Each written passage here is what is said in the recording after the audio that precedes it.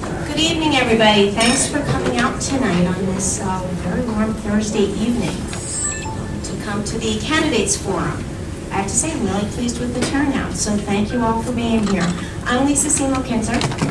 I am one of the individuals who helped organize this event.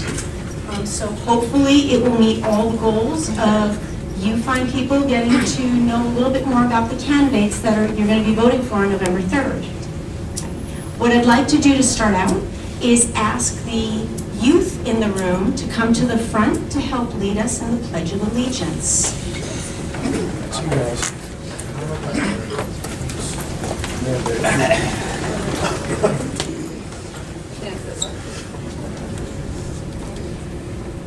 Anyone else?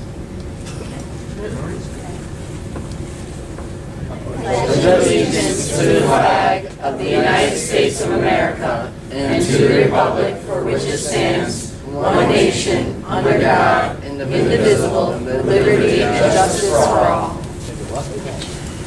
Thank you.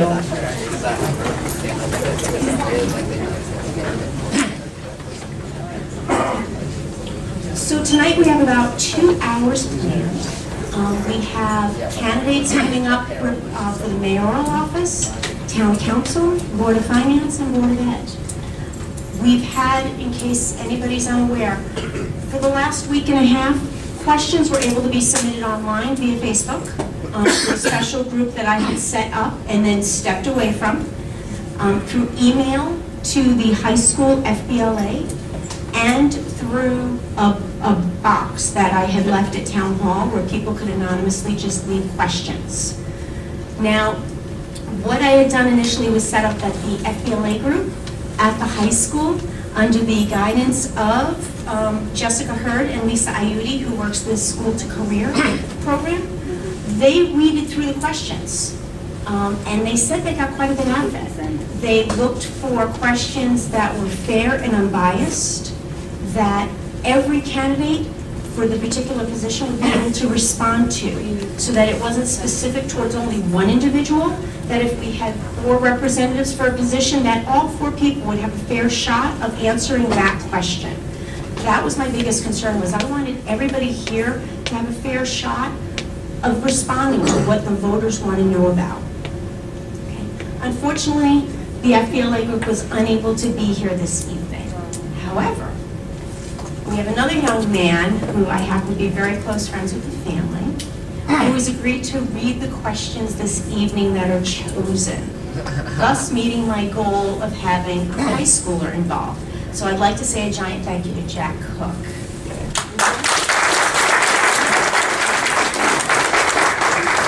I also have to give special thanks to Nicole McWilliams, who was really instrumental in helping me initially start getting some things set up. As I'm the wife of one of the candidates, I was motivated to have this done because I realized I didn't know a lot of the candidates. I didn't know a lot of their views, I didn't know a lot of their positions, and I said, you know what, this probably would be a really good idea even for me. So I said, okay, let me try to pull something together. Nicole really assisted in smoothing the way and introducing me to some of the right people like Lisa Ayudi and some others to try to help get this to happen. There was also Lisa Ayudi, School of Career, who was very helpful with the students, and the advisor to the Terryville High School Future Business Leaders of America Club, Jessica Hurd. What I'd like to do first is if there's any candidates here this evening who do not have specific questions posed to them, but would like to take a minute or two to come up, introduce yourself, tell people what position you're running for, what party affiliation, and why you think people should fill in that bubble for you on November 3rd. Is there anyone here who would like to take this opportunity to do that? Be brave.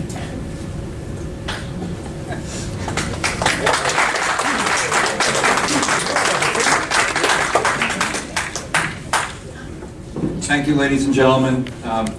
Ralph Sovage. I will be uncharacteristically brief. I got involved in going to the town meetings in 1994 when I got my first tax reassessment. And I thought, gee, I better start paying attention to where all the money's going. And then I started going to town council meetings, and I joined the Taxpayers Association at that time that was run by Janet Solja, and she ran for town council, late 90s. I think she lost the first time.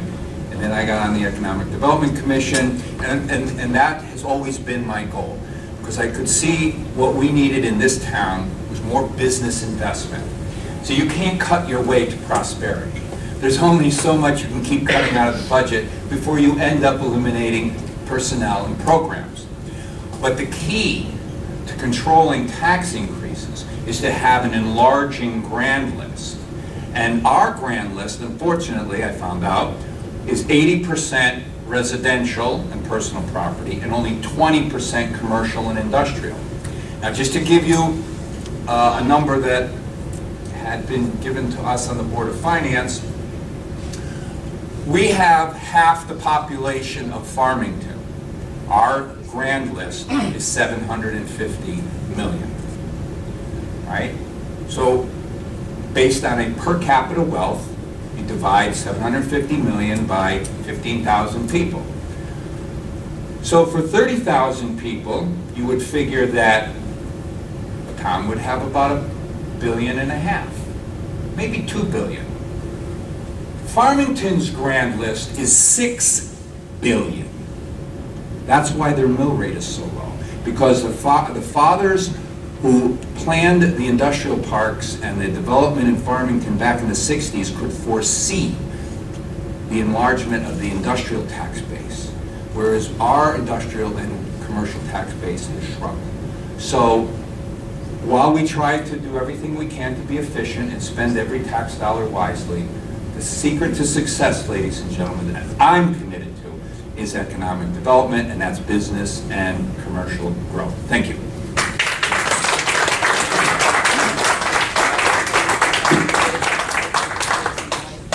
Come on up, Ted.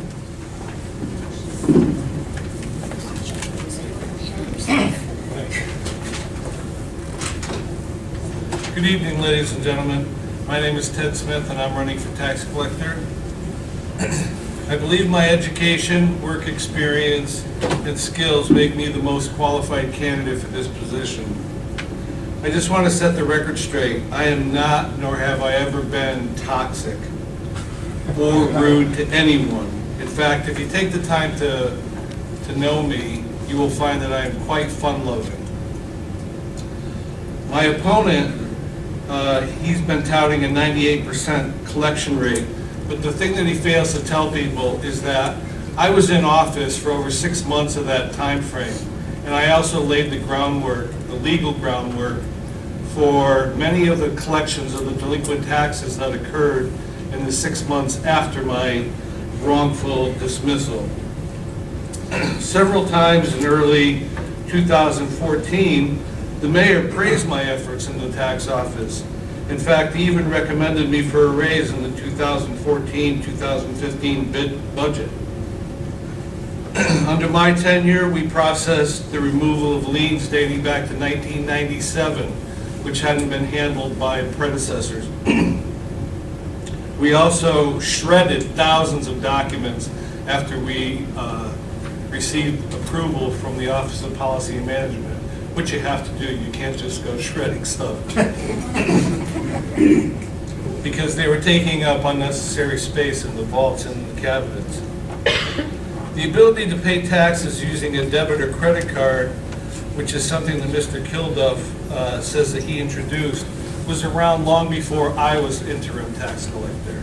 And you still can't do it at the window, although if elected, it is something that I will pursue. And I have successfully completed the first part of the 4-part series to become certified Connecticut municipal collector. I would appreciate your vote on November 3rd, and I will be around afterwards to field any questions you may have. Thank you.